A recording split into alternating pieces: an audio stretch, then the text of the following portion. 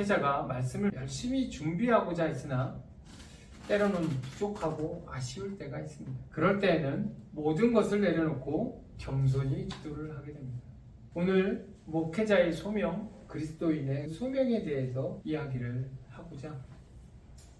예레미야는 여호와가 높이신다 또는 여호와가 던지신다라는 의미를 가지고 있습니다. 그는 제사장 hil기야의 아들이며 바벨론의 4차례의 침략의 시기에 예루살렘 현장에서 치열하게 사역했던 선지자입니다.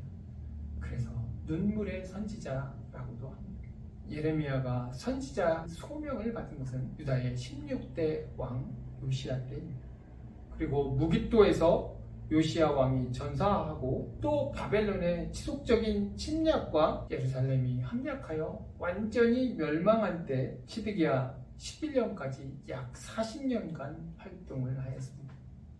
그리고 예레미야는 예루살렘이 함락된 이후에도 죽거나 포로로 끌려간 것이 아니라 예루살렘 멸망 직후에 애굽으로 피신한 세력들에 의해 애굽으로 끌려가 그곳에서 생을 마감한 것으로 보입니다.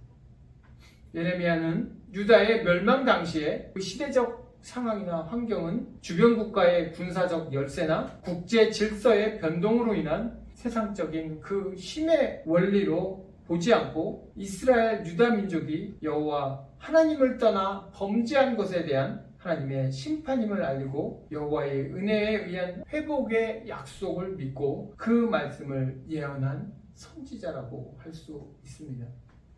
이러한 예레미야 선지자의 전반적인 시대적인 배경은 이스라엘 남북 시대의 그 후기 말기에 아수르 바벨론 시대로 그 남쪽에는 강국이었던 애국과 함께 여러 나라가 고대 근동 지역의 패권을 다투는 아주 혼란스러운 시기라 할 수 있습니다.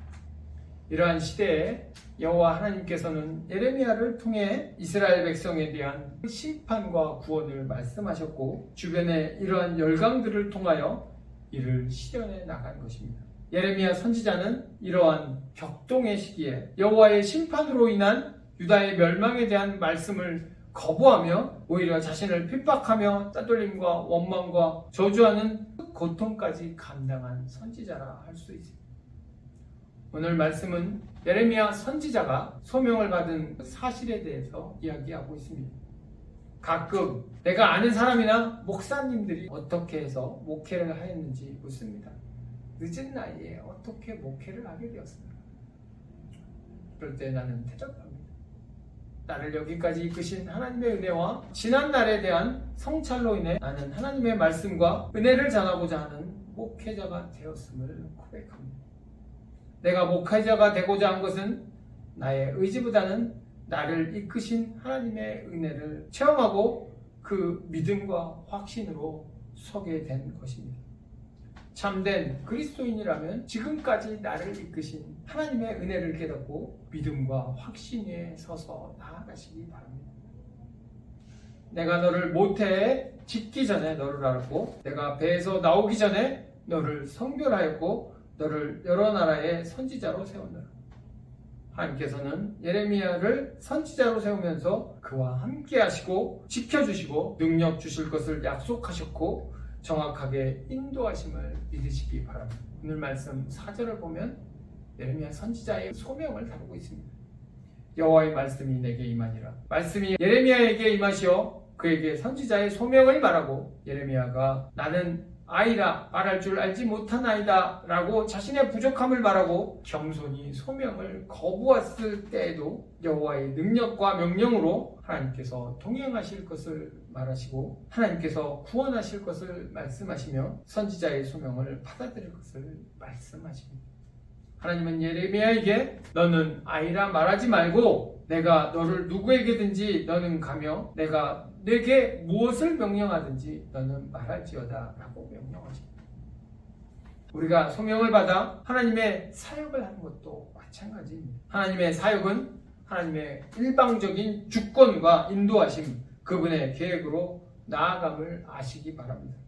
비록 우리가 부족하더라도 우리가 겸손할 때, 하나님께 순종하며 나아갈 때 하나님은 우리의 사명을 감당하게 하시고 우리를 하나님의 그 계획에 사용하실 것입니다. 너는 그들 때문에 두려워하지 말라. 내가 너와 함께하여 너를 구원하리라. 나 여호와의 말입니다. 그리스도인의 소명을 받았습니까? 어떻게 받았습니까? 그리스도인의 소명은 오늘 예레미야의 소명과 같이 자기 주관적인 확신이나 신비적인 경험이나 착각 같은 것이 아니라 하나님의 그 부르심이 명확한 사실과 확신임을 이야기하고 있습니다. 하나님의 말씀 가운데 거부할 수 없는 하나님의 일방적인 주권과 동행하심, 그리고 하나님이 구원하실 것과 소명을 깨달으시기 바랍니다. 하나님은 하나님께서 택한 자를 통하여, 하나님께서 부르신 자를 통하여 일하시는 것을 기뻐하십니다. 또 하나님이 주신 사명을 감당할 수 있게 하나님께서 모든 것을 이끌어 주시는 분이심을 깨달으시기 바랍니다. 그리고 하나님의 부르심을 받은 자라면 부르심을 받기 전에 자신의 처지가 어떠하든지 뿌하든지 가난하든지 또 능력이 없을지라도 겸손하게 하나님의 부르심에 순종하여 담대히 사명을 감당할 수 있도록 하시기 바랍니다. 내가 능력이 있어서 하나님의 소명을 받고 사역을 감당하는 것이 아님을 고백합니다. 내가 하나님 보시기에 세상적으로 옳지 못하더라도 적합하지 않을지라도 하나님의 일방적인 주권으로 사용함을 고백합니다.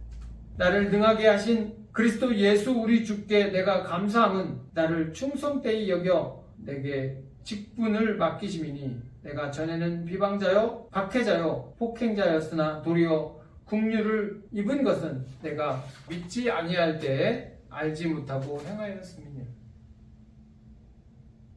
우리가 은혜를 받은 것은 무엇입니까? 그것은 하나님의 능력과 역사를 체험하기 때문입니다. 부족한 우리가 하나님께 순종하기만 하면 주가 주신 사명을 감당할 수 있는 믿음과 확신이 있기 때문입니다. 하나님께서 우리를 부르시는 그 순간, 그의 사명을 감당하는 그 순간에 하나님께서 우리에게 능력 주시고 그 은혜를 체험하게 하시고 감당하게 하심을 믿으시기 바랍니다. 오늘 하나님의 말씀을 전하는 선지자 예레미야는 이스라엘의 부패한 왕들과 거짓 선지자 제사장들에게 대하여 또 바벨론과 같은 열방의 나라들에 대한 예레미야 선지자의 예언은 모두 성취되었습니다.